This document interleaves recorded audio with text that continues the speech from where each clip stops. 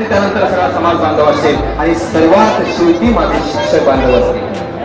ज्या शिक्षक बांधवाने स्वयंस्फूर्तपणे स्वच्छतेचं काम हाती घेतलेलं आहे. मित्र, शिक्षक हा समाजाचा आधारस्तंभ आहे. समाजाला घडवण्याचा आणि समाजाला दिशा देण्याचं काम हे नेहमीच शिक्षकाने केलेलं आहे.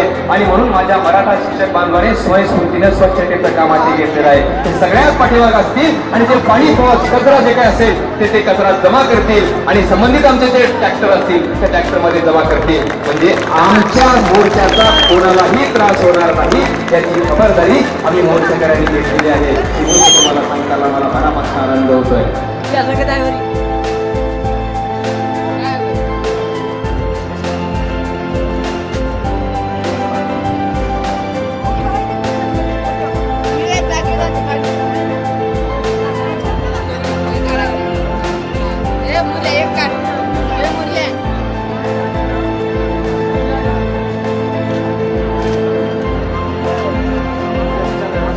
समाज भावांनो आणि बहिणींनो, आमचा जो अपेक्षा होता की साधारणपणे एक 15 लाख लोक येते, पण तो आमचा आकडा केव्हाच आता खोटा ठरू लागलेला आहे आणि 20 लाखाच्या आसपास समाज बांधव आलेले आहेत.